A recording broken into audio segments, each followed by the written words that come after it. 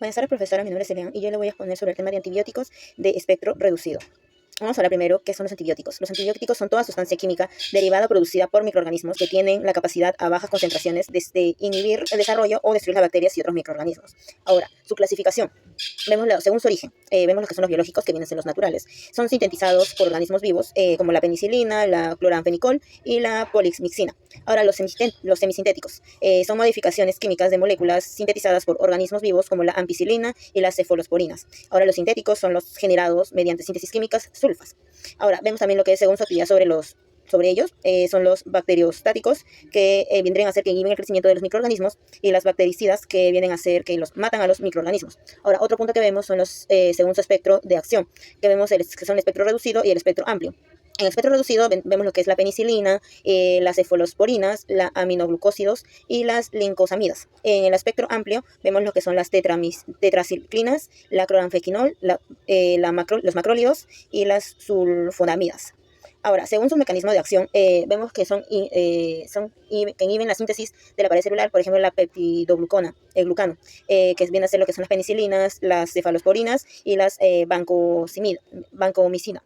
Esto también inhiben la síntesis de proteínas a nivel ribosoma, como la subunidad, que esto es lo que viene las aminoglucósidos y tetraciclinas. La subunidad también vemos lo que es de 30, y ahora vemos la que otra que es de 50, que viene las macrólidos, la cloranfenicol y las lincosamidas. Esto viene también a afectar el metabolismo de ácidos nucleicos, como las quinolonas, que es el ácido nalidíxico y ciclofloxacino, y también lo que es la rifampicina. En antimetabólicos vemos lo que son las sulfonamidas, que esto que es inhiben el ditroteroico sintetasa, y la trimetopin, que inhiben el dihidroflato en reductasa. Estos alteran la membrana celular también, por ejemplo, la polixmixina, la nistatida y la anfotericina B. Ahora, según su estructura química, vemos la B, que es lactámicos, que viene a ser lo que es la penicilina, las cefalosporinas y las monobactamos. En aminoglicósidos vemos lo que es el streptomicina, la gentamicina, la tobramicina. También lo que vemos la amicacina. En lincosamidas vemos lo que es la lincomicina y la clindamicina. Ahora, en tetraciclinas vemos lo que es tetraciclina, la ureomicina y la terramicina. También vemos otro punto de la cloranfenicol, los macrólidos, la galactopéptidos y las quinolonas. En las quinolonas vemos lo que es el norfloxacino, la ciprofloxacino, la mixofloxacino, la lefloxacino y la gatifloxacino. Más tarde, profesor, ahora le voy a hablar de otro tema, que son los antibióticos del amplio espectro. Vamos a ver primero lo que es su mecanismo de acción. Este mecanismo de acción viene de los modos de acción de los agentes antimicrobianos, que incluyen la inhibición de la síntesis de la pared celular, la replicación del ADN, la síntesis de proteínas y las rutas metabólicas. La información genética podría ser traspasada de una bacteria a otra por cuatro mecanismos, que son la conjugación, la transformación, la transducción y la transposición. Ahora, voy a hablarles un poco de las tetraciclinas. ¿Qué es la tetraciclinas? Esto se usa mayormente para tratar las infecciones causadas por bacterias, incluidas la neumonía y otras infecciones del tracto respiratorio. Algunas infecciones también en la piel, de los ojos, del sistema linfático, del aparato digestivo, del aparato reproductor y del sistema urinario. Y otras infecciones también que vienen a ser otro tipo de infecciones. Ahora, la cloranfenicol. ¿Qué es esto? Es un antibiótico bacteriostático del grupo de los anfenicoles, que interfiere en la síntesis proteica bacteriana en su amplio espectro frente a bacterias gram positivas y negativas, incluyendo los anaeróbicos y los espiroquetas. Ahora, en macrólidos vemos lo que es el antibiótico bacterostático del grupo de los anfenicoles, que interfiere en la síntesis proteica gram positivas y negativas, incluyendo los anaeróbicos y las espiroquetas. Otro punto que vemos son los antisépticos y desinfectantes. Más que todo esto, el antiséptico es una sustancia que inhibe el crecimiento o destruye los microorganismos sobre tejido vivo. El desinfectante es un compuesto, más que todo, que ejerce la misma acción. ¿Qué quiere decir? Inhibe el crecimiento o destruye los microorganismos sobre superficie u objetos inanimados. Por ejemplo, ahora los antisépticos hacen una baja toxicidad, indicado para la piel o tejidos vivos. Ahora, los desinfectantes también vemos lo que viene a ser una mayor toxicidad, que es indicado para objetos superficiales o inanimados. Soy la alumna Dayana Martínez y me corresponde hablar sobre la semana 14. Los antimicóticos son medicamentos utilizados para tratar infecciones causadas por hongos. Ahora, cuando nosotros hablamos de micosis, podemos encontrar una serie de variedades de hongos, que puede ser superficial, cutánea, subcutánea, profunda o sistémica. Tenemos ante todo esto los diferentes antimicóticos, los que son sistémicos y los que son locales. En los sistémicos tenemos dos, los parenterales y los orales, los cuales pueden ser por vía oral o vía intravenosa. En los antimicóticos parenterales usamos como por ejemplo la anfotericina B, los azólicos, y por otro lado en los orales puede ser la grisofulvina, los azólicos, la terminafina y la flucitocina. Luego, en los antimicóticos locales tenemos dos, los tópicos y los orales. En los tópicos podemos aplicar mediante cremas, o si no también nistatina, butenafina, los azólicos, por ejemplo, fluconazol, itraconazol y etc. Luego, por otro lado, en los orales podemos usar de igual manera los azólicos y la nistatina. Dentro de los antimicóticos tenemos a anfotericina B, que es el que produce la disminución de nutrición del hongo para que muera. La flutizocina actúa como antimetabolito. La grisofulvina es del grupo no polieno, utilizado en casos de cuero cabelludo y uñas. La nistatina, fármaco bastante tóxico porque altera la membrana. Terbinafina inhibe la síntesis del hongo y es usado en casos de piel, pelo y uñas. Ketoconazol pertenece al grupo de los imidazoles, es usado en candidiasis de boca. Itraconazol actúa en el ergosterol del hongo y fluconazol que también actúa en el ergosterol del hongo. Ahora hablaré sobre el tema de los antiparasitarios. Un antiparasitario es un medicamento usado en humanos y también en animales para el tratamiento de infecciones causadas por bacterias y parásitos. Sabemos que existen diferentes tipos de parásitos, que son los protozoarios, los cuales son unicelulares, y los metazoarios o helmintos, que son pluricelulares. Dentro de los protozoarios tenemos al rizópodos, es la entamoeba histolítica. Tenemos también los ciliados, que vendría a ser la Balantidium coli, los flagelados, en el cual está la Giardia lamblia, y los esporozoos, en donde encontramos el Cristoporidium. Y dentro de los helmintos tenemos a dos. Se clasifican en dos. En nemahelmintos, que tenemos aquí a las caries lumbricoides, y al platelmintos, donde encontramos a lo que es la Taenia solium. Dentro de los antiparasitarios tenemos al albendazol, que es el que captura la glucosa del parásito y disminuye su energía y inmovilizándolo. El mebendazol, que puede ser usada en teniasis y escariasis. También al pamoato de pirantel, que es el que favorece la liberación de acetilcolina.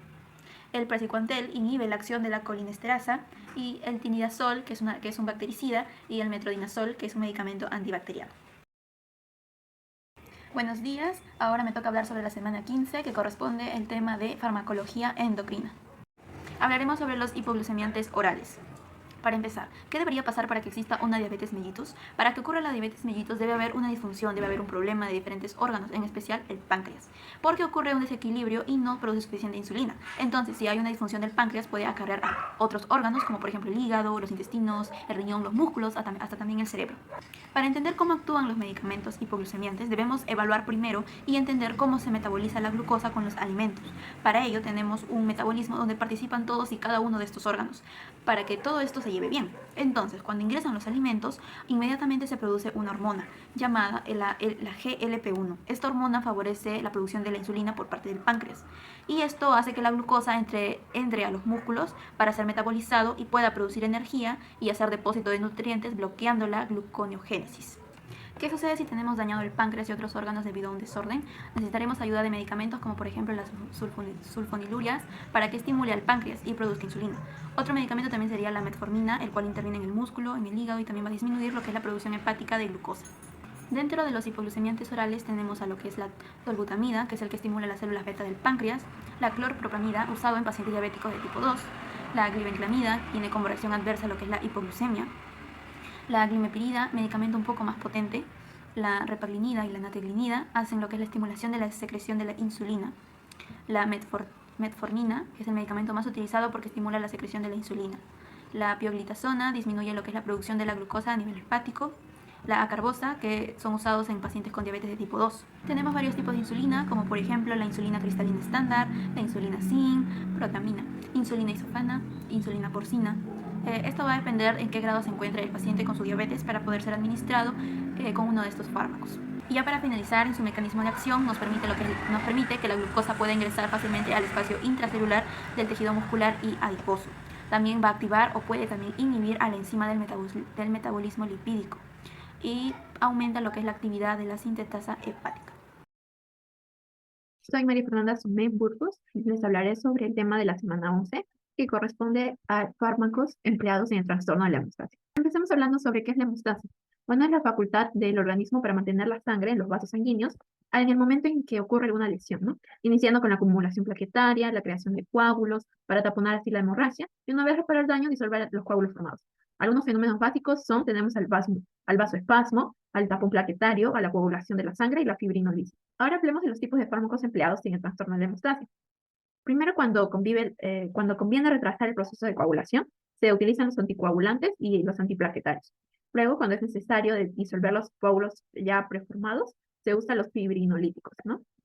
Y luego, cuando es importante estimular el proceso de la coagulación, utilizamos ya los coagulantes. Empecemos hablando sobre los anticoagulantes, los medicamentos anticoagulantes. Estos impiden o retardan la coagulación sanguínea inhibiendo la formación de fibrina. Pueden prevenir así la formación de un nuevo coágulo o el engrosamiento de un coágulo existente, pero no los disuelven. Por ejemplo, tenemos los medicamentos de heparina alto y de alto y bajo presión molecular, como también los anticoagulantes orales y los antiplaquetarios. Otro tipo de medicamentos son los fibrinolíticos o los trombolíticos, también llamados. Se utilizan para disolver los coágulos que obstruyen las arterias y tienen un efecto mucho más potente que los ya mencionados, bueno, los que mencionaremos, que son los antiplaquetarios y anticoagulantes, los ya mencionados, ¿no? Y estos activan el plasminógeno endógeno a una plasmina, ¿no? Y la enzima que a su vez esta degrada la fibrina. Algunos medicamentos tenemos la alteplasa, la retaplasa, la estreptocinasa y la urosina, ¿no? Todos estos se colocan por vía intravenosa. Otro tipo de medicamentos tenemos ya los coagulantes. Estos medicamentos son empleados en enfermedades con deficiencia de varios factores de coagulación y que cursan con sangrado. Algunos medicamentos son la protamina y la fitonadiona. Por último, quiero mencionar la aplicación clínica, ¿no?